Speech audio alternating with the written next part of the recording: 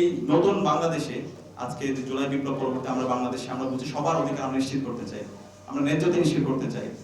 কিন্তু এই বাংলাদেশে আমরা দেখতে পাচ্ছি সেই আগের কায়দায় রাজনৈতিক দলগুলো তারা আবার সেই জুলুমতন্ত্রের পথে হাঁটছে। তাদের নিজেদের মধ্যে কাদা ছোড়াছুড়ি, নিজেদের মধ্যে পাওয়ার স্ট্রাকচার, পাওয়ার স্ট্রাগল, নিজেদের মধ্যে খুনাখুনি, সেই পুরাতন রাজনৈতিক কালচার, চাঁদাবাজি, টেন্ডারবাজি, সেই রাজনীতি আমরা দেখতে পাচ্ছি। অন্তঃকন্দুরে আমরা অসংখ্য এই দেশের নাগরিক হত্যা আমরা দেখতে পাচ্ছি। তো এই ধরনের আমরা হত্যাকাণ্ড নতুন বাংলাদেশে চাই না। এই নতুন বাংলাদেশে হবে সকল মানুষের অধিকার, এই নতুন বাংলাদেশে থাকবে সকল মানুষের ইনসাফ। প্রতিটি ক্যাম্পাসে ক্যাম্পাসে জ্ঞানের চর্চা হবে, শিক্ষার্থীরা জ্ঞান নিয়ে নিজেদের মধ্যে প্রতিযোগিতা করবে। প্রত্যেকটা ক্যাম্পাসগুলো হবে এক একটা জ্ঞান উৎপাদনের হাব, এবং শিক্ষার্থীদের নিরাপত্তা এনশিওর করা এবং সকল নাগরিকদের নিরাপত্তা এনশিওর করা, সেটা হবে এই রাষ্ট্রের অন্যতম উদ্দেশ্য। তো আমরা আশা রাখবো এই নতুন বাংলাদেশে সকল নাগরিকের অধিকার নিশ্চিত করা হবে, বাংলাদেশের প্রতিটি ক্যাম্পাসে শিক্ষার্থীরা নিরাপদে থাকবে, বাংলাদেশে ক্যাম্পাসগুলোতে আর কখনো গণরুম ফিরবে না ইনশাআল্লাহ, বাংলাদেশের ক্যাম্পাসগুলোতে আর কখনো গ্যাস রুম ফিরবে না ইনশাআল্লাহ, বাংলাদেশের ক্যাম্পাসগুলোতে আর কখনো ভাই পলিটিক্স চলবে না, টর্চার চাল চলবে না।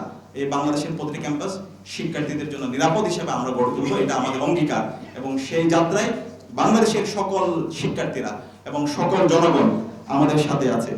এক্ষেত্রে আমাদের চেকস অ্যান্ড ব্যালেন্সের জন্য আমাদের প্রো পিপল সিভিল সোসাইটি দরকার। আজকে আমাদের যারা গেস্ট আছেন, আমাদের নাবিলা ইদ্রিস আপু, এরপর হচ্ছে ব্যারিস্টার আরমান, এরপর হোমা খান, এরপর হচ্ছে লিটন ভাই, এই ধরনের আমাদের মানবাধিকার কর্মী দরকার, যাদের কথা এবং কাজের মধ্যে মিল থাকবে, যারা প্রো পিপল সিভিল সোসাইটি হবে, যারা হিপোক্রেসি করবে না। আমরা আজকে বাংলাদেশে সিভিল সোসাইটি বলতে দেখতে পাই তারা একটা প্রজেক্ট, তারা একটা হচ্ছে ওই যে সিভিল সোসাইটিটা দালালি করে, সেই দালাল আমরা চাই না। আমরা চাই রিয়েল, জেনুইন এবং অথেন্টিক, অনেস্ট এবং কম্পিটেন্ট ইন্টিগ্রিটি সম্পন্ন সিভিল সোসাইটি, যারা এই দেশের মাটি ও মানুষের কথা বলবে, সবাইকে ধারণ করবে, ইনসাফকে ইনসাফ বলবে, জুলুমের বিরুদ্ধে তারা কথা বলবে, জুলুম সেটা যত শক্তিশালী হবে। এবং আমরা ঢাকা বিশ্ববিদ্যালয় কেন্দ্রীয় সংসদের পক্ষ থেকে নাবিলা ইদ্রিস, এরপর হচ্ছে আমাদের এখানে যারা গেস্ট আছে, ব্যারিস্টার আরমান, লিটন ভাই, হোমা খান, তাদের যে দীর্ঘ স্যাক্রিফাইস, তাদের যে অবদান, সেটার জন্য আমরা তাদেরকে ধন্যবাদ জানাচ্ছি। এবং আমরা আজীবন এই জাতি, বিশেষ করে হোমা খান আপা দীর্ঘদিন ধরে বাংলাদেশে ছিলেন, জুলাই বিপ্লবে ক্রুশাল সময়ে আমাদেরকে বিভিন্নভাবে পরামর্শ দিয়েছেন, অভিভাবকের ভূমিকা পালন করেছেন, শারীরিকভাবে আমাদেরকে সহযোগিতা করেছেন। এই জাতি আজীবন শ্রদ্ধার সাথে ওনাদের কন্ট্রিবিউশনগুলো আমরা স্মরণ রাখবো ইনশাআল্লাহ। সম্মানিত উপস্থিতি, আজকে বাংলাদেশের একটা ঐতিহাসিক সময় আমরা পার করছি, বিপ্লব পরবর্তী আজকে 1.5 বছর পার করছি। এই সময়ে আমাদেরকে ঐক্যবদ্ধ হইতে হবে, আমাদেরকে ছাড় দিতে হবে।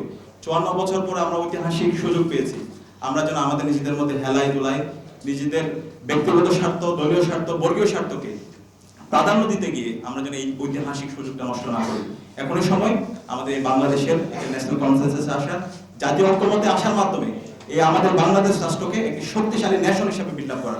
সে উদাত্ত আহ্বান জানিয়ে ঢাকা বিশ্ববিদ্যালয় কেন্দ্রীয় ছাত্র সংসদের আজকের আয়োজনে আপনাদের উপস্থিত হওয়ার জন্য আন্তরিক ধন্যবাদ জানিয়ে এবং অতিথিদেরকে ধন্যবাদ জানিয়ে আমি আমার কথা শেষ করছি। আসসালামু আলাইকুম।